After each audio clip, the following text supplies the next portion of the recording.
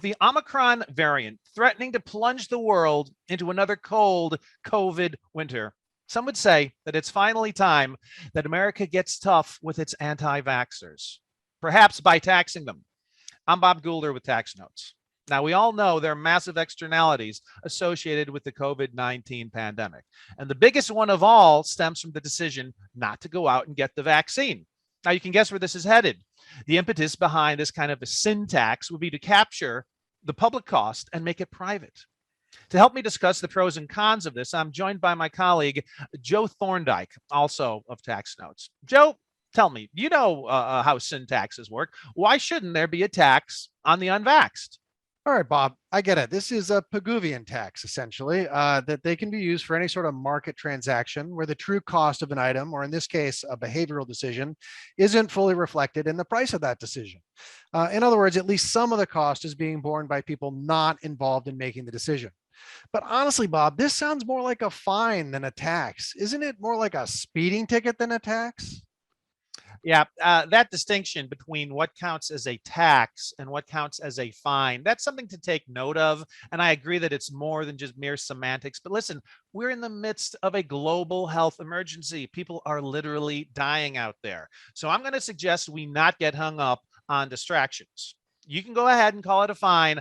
I'm going to go ahead and call it a tax. All right, I'm going to keep calling it a fine. But anyway, the federal government, does they even have the power to impose this kind of a tax? Would it be constitutional? Because, aren't sin taxes supposed to be on products and not on behaviors? Well, most of them are. But hey, if this is not constitutional, the federal courts will certainly tell us about it, right? I think there's a very sound legal argument here that this tax would be constitutional under the Article 1 taxing power. And conveniently, that's the same rationale the Supreme Court used to uphold the tax under the Affordable Care Act just a few years ago. If I correctly recall the majority opinion written by the Chief Justice, he said that the taxing power is extremely broad. And in that case, the failure to go out and obtain health insurance was also a kind of behavior, and it was upheld. All right. So I'll give you the Supreme Court, but let me get this here. So the IRS is going to enforce this new tax, which means that I have questions about how that's exactly going to work. Is the IRS going to decide what it means to be vaccinated? Is it going to be one shot or two or three? Are special boosters going to count?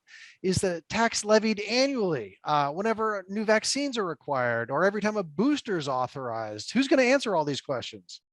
Well, probably not Congress, but thankfully we have the professional staff of the Treasury Department to write regulations. This is what they do all the time. Listen, anytime Congress leaves out important details, just omits them from the statutory text of a tax bill, it falls at the Treasury Department to fill in those gaps through the regulatory process. They do this all the time. It's their job. All right. So I know you want to sidestep the politics for the time being, but I don't think you can. I think they're unavoidable, especially when vaccines are already super politicized. We know that Republicans are already much less likely to be vaccinated than Democrats. So at the end of the day, this is going to be a tax on Republicans and on red states. Well, I'm going to disagree with you there, Joe. Absolutely not. I want to be perfectly clear. This is not in any way, shape, or form a tax on your political affiliation. I can imagine the most conservative person imaginable, just staunch right-wing libertarian, and they would not be subject to this tax provided they went out and got the injection in their arm. So there you go. Okay. All right. So let me just for a minute try not being snarky and being constructive instead. What about flipping this idea around? Instead of an unvax tax, how about we create a vax break? You get a vaccine, Uncle Sam gives you a tax cut, presumably a refundable credit. Yeah, that's actually a great idea. I think the behavioral response of having a tax break for people who do get the vaccine is probably equivalent to the behavioral response of imposing a tax on those who don't. And really, fundamentally, what we're talking about here is paying people to get the vaccine. Arguably, that's something we should have been doing from the very start. Well, there you have it, folks. A refundable tax credit for people who go out and get the COVID-19 vaccine. Sounds like a tax break that can save lives. Joe, thank you for your constructive feedback. And thank you, viewers, for listening. If you're so inclined, please take a moment and respond to our online poll because we'd like to hear what you have to say. Goodbye for now, and thanks for watching. Want more like this? Subscribe for more tax videos. Special thanks to our executive producers, Jasper Smith and Paige Jones, and showrunner and video editor, Jordan Parrish.